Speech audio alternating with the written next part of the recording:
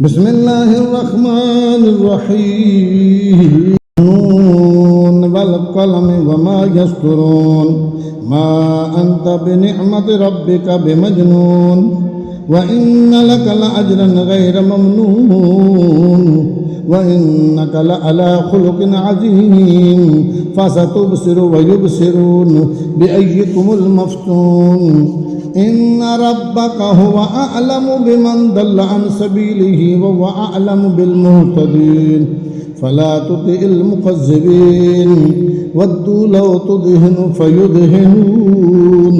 ولا تطع كل حلاف مهين هماز مشاء بنميم مناع للخير معتد عسيم عتل بعد ذلك زنيم أن كان ذا مال وبنين إذا تتلى عليه آياتنا قال أساطير الأولين سنسمه على الخرطوم إنا بلوناهم كما بلونا أصحاب الجنة إذ أقسموا ليصرمنها مصبحين ولا يستثنون فطاف عليها طائف من ربك وهم نائمون فأصبحت كالصريم فتنادوا مصبحين أن اغدوا على حرثكم إن كنتم صارمين فامتلكوا وهم يتخافتون ألا يدخلنها اليوم عليكم مسكين وغدوا على حرد قادرين ألا يدخلنها اليوم عليكم مسكين وغدوا على حرد قادرين فلما رأوها قالوا إنا لضالون بل نحن محرومون قال أوسطهم ألم أقل لكم لولا تسبحون قالوا سبحان ربنا إنا كنا ظالمين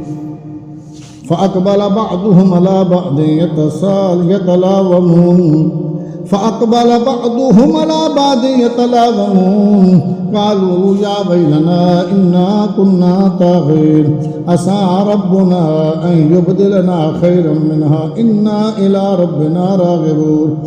كذلك العذاب والعذاب الآخرة أكبر لو كانوا يعلمون إن للمتقين عند ربهم جنات النعيم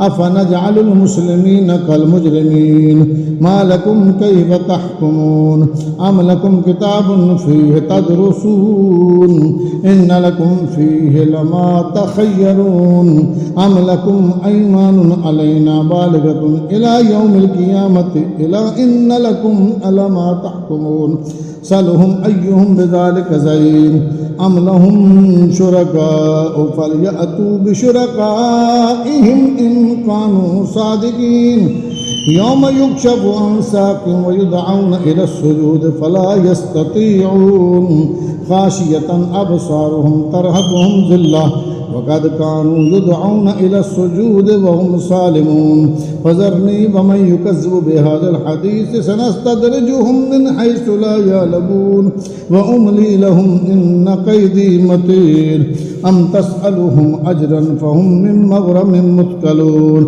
أم عندهم الغيب فهم يكتبون فاصبر لحكم ربك ولا تكن كصاحب الحوت إذ نادى وهو مكظوم لولا أن تداركه نعمة من ربه لنبذ بالعراء وهو مذموم فاجتباه ربه فجعله من الصالحين